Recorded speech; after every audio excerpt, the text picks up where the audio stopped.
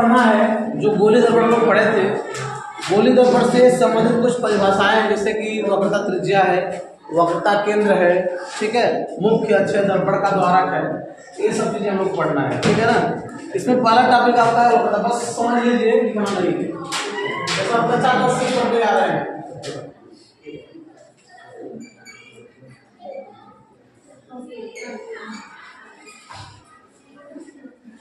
देखिए वक्रता केंद्र, गोली दर्पण का वक्रता केंद्र क्या होता है, तो हम लोग जानते हैं जो गोली दर्पण होता है किसी गोले का ही काटा गया भाग होता है।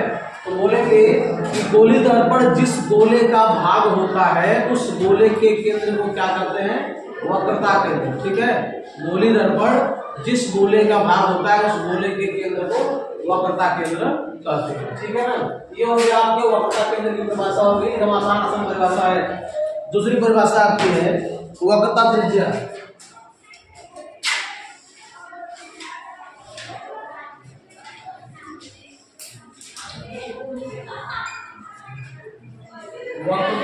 वक्रता त्रिज्या क्या होता है, तो आप बोलेंगे गोली दर्पण जिस गोले का भाग होता है उस गोले की त्रिज्या को क्या कहते हैं, वक्रता त्रिज्या। परिभाषा एकदम आसान है, बोलेंगे गोली दर्पण जिस गोले का भाग होता है उस गोले की त्रिज्या को वक्रता या दर्पण की वक्रता त्रिज्या कहते हैं, ठीक है ना।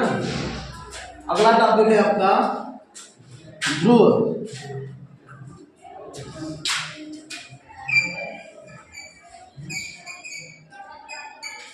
ध्रुव कहाँ होता है, जो हमारा दर्पण होता है यहाँ मध्य बिंदु, ठीक है, जो दर्पण होता है दर्पण के मध्य बिंदु को क्या कहते हैं, ध्रुव कहते हैं, ठीक है ना। तो ध्रुव की परिभाषा बताएंगे, जो दर्पण होता है दर्पण के परावर्तक तल में एक और दर्पण हो गया आपका, कौन सा दर्पण है, इसमें परावर्तन किधर हो रहा है, दबे हुए तल से, जिसको क्या बोलते हैं, दबे हुए तल को क्या बोलते हैं, अवतल बोलते हैं। तो ये कौन सा दर्पण हो गया आपका, अवतल दर्पण हो गया। तो बोला गया परावर्तक तल के मध्य बिंदु को, ये हमारा अवतल दर्पण के लिए हो गया। अभी क्या हो गया आपका, से परावर्तन किधर से होगा, उभरे हुए तल से, जिसको क्या बोलते हैं, उत्तल बोलते हैं। जो भरा हुआ से क्या बोलते हैं लोग हैं, उत्तल बोलते हैं, ठीक है ना। तो यहाँ बोल जाएगा आपका उत्तल दर्पण। तो यहाँ पर बोल देंगे कि परावर्तक तल के मध्य बिंदु से, ये हमारे पास दर्पण है M1 और M2। M1 तो मतलब क्या होता है, मिरर होता है, ठीक है ना। तो इसके मध्य बिंदु यहाँ देखिए क्या है, P, इसको हम लोग P से दिखाते हैं। P का मतलब क्या होता है, पोल। P का मतलब होता है पोल। पोल को क्या बोलते हैं हिंदी में, ध्रुव बोलते हैं।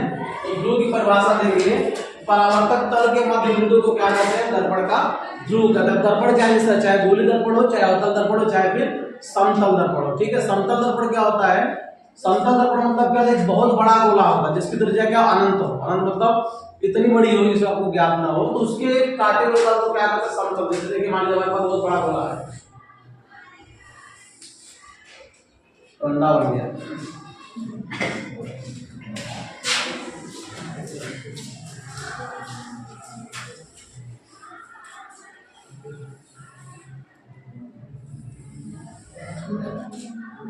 मान लीजिए हमारे पास एक गोला है, इसके देखिए यहाँ से एरिया का जो भाग इतना जो पट्टा है, यहाँ देखिए आपको लगभग यहाँ समतल मिलेगा, ठीक है ना।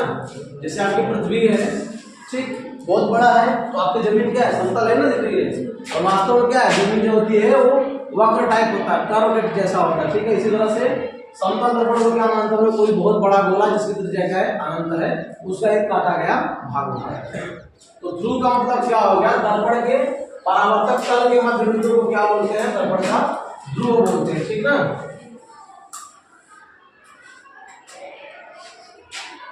अगला है मुख्य अक्ष।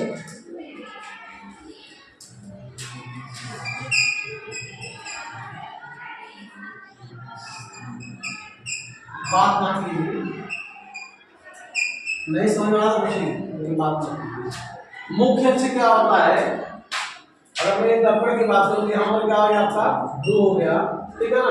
तो दर्पण के ध्रुव और वक्रता केंद्र को मिलाने वाली रेखा, दर्पण के ध्रुव और वक्रता केंद्र को मिलाने वाली रेखा को क्या कहते हैं, दर्पण का मुख्य अक्ष कहते हैं, ठीक है ना। तो दर्पण के ध्रुव और वक्रता केंद्र को मिलाने वाली रेखा क्या कहते हैं, दर्पण का मुख्य अक्ष, याद रहेगा। अब देखिए कितना और एक चीज है कैसे बोलना, दर्पण का द्वारक।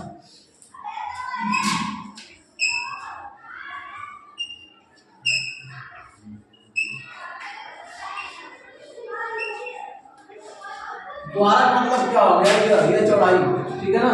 जो दर्पण होता है, दर्पण के व्यास को क्या कहते हैं, दर्पण का द्वारक। मतलब अगर द्वारक के बाद ये इतना जो होगा, इसी को हम क्या बोलते हैं, द्वारक बोलते हैं, ठीक है ना। अपर्चर इसको बोलते हैं। तो दर्पण के व्यास को क्या कहते हैं, दर्पण का द्वारक कहते हैं। दर्पण के परावर्तक तल के व्यास को क्या कहते हैं, दर्पण का द्वारक। जो परावर्तक तल, परावर्तक तल इसके में बात कर लूं, ये हमारे पास में क्या होता है, दर्पण, इसका परावर्तक ये वाला हो गया, इसका जो व्यास ये पूरा यहाँ से लेकर यहाँ जो मोटाई होती है, इसी को हम लोग क्या बोलते हैं, दर्पण का द्वारक, ठीक है। अब एक बार फिर से बता दे रहा हूं उसमें, देखिए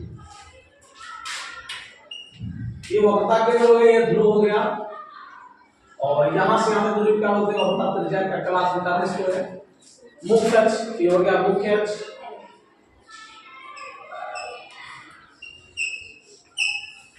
मुख्य अक्ष हो गया, इसको बोलते हैं ध्रुव, ठीक। इसको बोलते हैं वक्रता केंद्र जो होता है,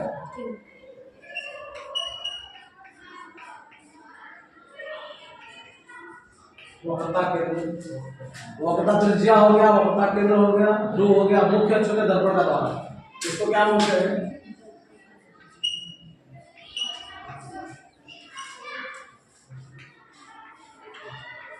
ठीक। फिर से मैं समझा दे रहा हूं, वक्रता केंद्र क्या होता है, आप बोलेंगे दर्पण जिस गोले का भाग होता है, उस गोले के केंद्र को दर्पण का वक्रता केंद्र कहते हैं। वक्रता त्रिज्या बोलेंगे आप, दर्पण जिस गोले का भाग होता है, उस गोले की त्रिज्या को क्या कहते हैं, दर्पण की वक्रता त्रिज्या कहते हैं। ध्रुव क्या होता है, बोल देंगे दर्पण के परावर्तक तल के मध्य बिंदु को ध्रुव कहते हैं। फिर क्या है, मुख्य अक्ष, मुख्य अक्ष बता देंगे कि वक्रता केंद्र और ध्रुव, या ध्रुव और वक्रता केंद्र को मिलाने रेखा क्या कहते हैं, मुख्य अक्ष कहते हैं। और ये परावर्तक तल के व्यास को क्या कहते हैं, दर्पण का द्वारक। जो हमारा क्या है, परावर्तक तल दर्पण का है, इसके व्यास यहाँ से जो मोटाई होती है उसी को हम लोग क्या कहते हैं, द्वारक कहते हैं, दर्पण का द्वारक। तो परावर्तक तल के व्यास को क्या कहते हैं, दर्पण का द्वारक कहते हैं, ठीक है ना। अब इसमें एक परिभाषा आती है, मुख्य फोकस। मुख्य फोकस क्या होता है, इसकी परिभाषा आता है। तो मुख्य फोकस मतलब हो गया आपका इन दोनों के मध्य बिंदु में आता है, ठीक है। यहाँ पर अरे डाल दिया बताता है,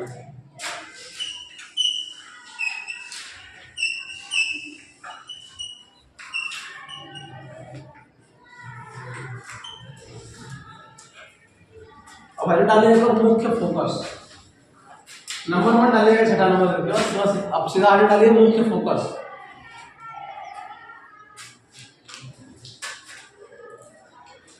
हो गया। देखिए क्या होता है मुख्य फोकस। अगर मान लो हमारे पास क्या है, वो लोग दर्पण लेके चल रहे अक्सर, आपको एक दर्पण लेके दिखा सकते हैं।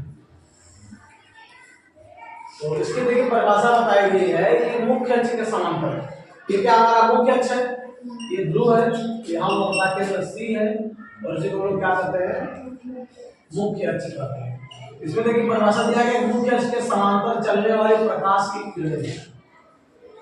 अब ये क्या है, दर्पण से क्या होगा, परावर्तन होगा। मुख्य अक्ष के समांतर चलने वाली प्रकाश की किरणें दर्पण से परावर्तन के पश्चात मुख्य अक्ष के जिस बिंदु से होकर के जाती है या फिर जाती हुई प्रतीत, आती हुई प्रतीत। देखिए कैसे होगी प्रतीत, अगर मैं दर्पण उल्टा कर लूं तो कौन सा दर्पण, उत्तर दर्पण ले लो, ठीक है ना। अगर मैं उत्तर दर्पण ले लूंगा, इसका देखिए क्या होगा, वक्रता के इधर होगा, त्रिज्या इधर होगी, ठीक है। अभी हमारे क्या ये मुख्य अक्ष है, समझ आया बात। ये भी देखते हैं हमारे पास दर्पण, कौन दर्पण, उत्तर दर्पण है। तो हमेशा देखिए क्या होता है, उसका जो केंद्र होता है, वक्रता त्रिज्या हमेशा जो उसका दबा हुआ तल तो उधर होता है, ठीक है ना। जैसे इसकी बात करूंगा तो ये बोले क्या है, बाएं तरफ से काटा गया भाग है, मतलब इधर वाला भाग है, जिसका केंद्र किधर होगा, इधर होगा। लेकिन मैं जब इधर काटूंगा तो क्या होगा, इसका इधर होगा, दाहिने तरफ क्या होगा, बाएं तरफ होगा।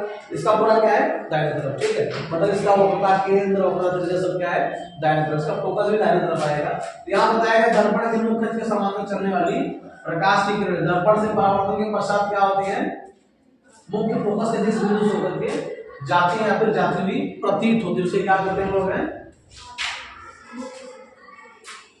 दर्पण की जिस बिंदु, देखिए ऐसे जाएगी परावर्तन, यहाँ से ऐसे परावर्तन। अब इसको देखिए ऐसे डॉटेड लाइन से मिलाएंगे, पता चलेगा कि हाँ मुख्य अक्ष के इस बिंदु पर जाकर के आती हुई प्रतिक्रिया इस बिंदु से जाती हुई प्रतीत हो। देखिए इधर से ऐसे यहाँ पर अगर इसको मिलाएगा तो देखेंगे इस बिंदु से जाता हुआ प्रतीत हो रहा है, ठीक है। अगर इस तरह से कहीं देखें तो हम लोग क्या करते हैं, मुख्य फोकस। तो मुख्य अक्ष के समांतर चलने वाले प्रकाश की किरणें दर्पण से परावर्तन के पश्चात मुख्य अक्ष के जिस बिंदु से जाती या फिर जाती हुई प्रतीत होती है उसे क्या करते हैं हम लोग, है मुख्य फोकस, ठीक। परिभाषा देखिए इसकी, हम लोग ये आता है एग्जाम में, लिखिए दर्पण की मुख्य अक्ष के समांतर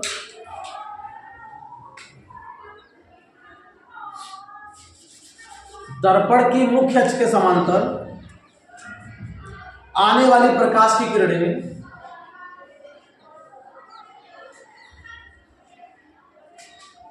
दर्पण की मुख्य अक्ष के समांतर आने वाली प्रकाश की किरणें दर्पण से परावर्तन के पश्चात दर्पण की मुख्य अक्ष के समांतर आने वाली प्रकाश की किरणें दर्पण से परावर्तन के पश्चात मुख्य अक्ष के जिस बिंदु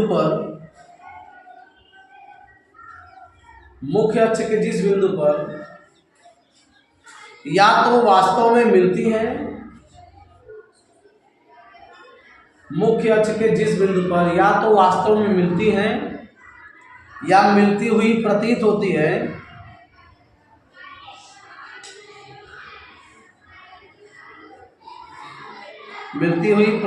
है, उस बिंदु को दर्पण का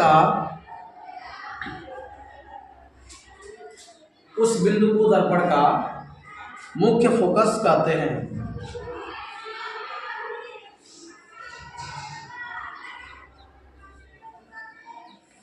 उस बिंदु को दर्पण का मुख्य फोकस कहते हैं, ठीक। क्या बताया गया, दर्पण के मुख्य अक्ष के समांतर आने वाली प्रकाश की किरणें दर्पण से परावर्तन के पश्चात दर्पण के जिस बिंदु से या तो किसी बिंदु से या तो वास्तव में मिलती है फिर मिलती हुई प्रतीत होती है, उसे हम लोग क्या करते हैं, मुख्य फोकस करते हैं, ठीक है ना। अब ऐसे डालिए फोकस दूरी, सवाल में यूज होता है, इसमें बता रहा हूं, फोकस दूरी।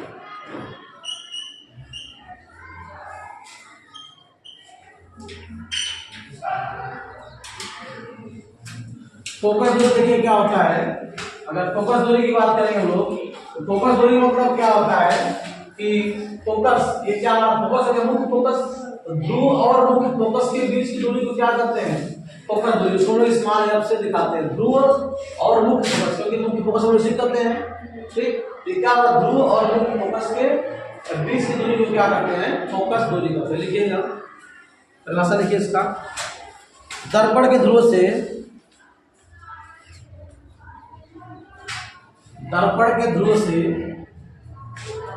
मुख्य फोकस तक की दूरी को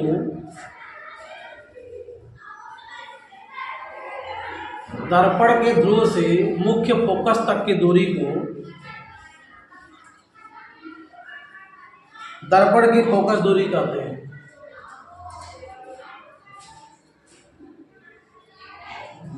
दर्पण के ध्रुव से मुख्य फोकस तक की दूरी को दर्पण की फोकस दूरी कहते हैं। हो गया, इसे स्मॉल एफ से प्रदर्शित करते हैं।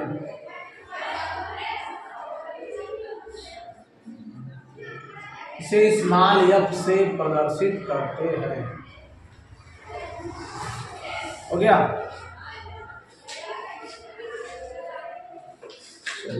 अब ये क्या था आपका दर्पण संबंधी जितनी परिभाषाएं थे सब समाप्त हो गया, ठीक है ना।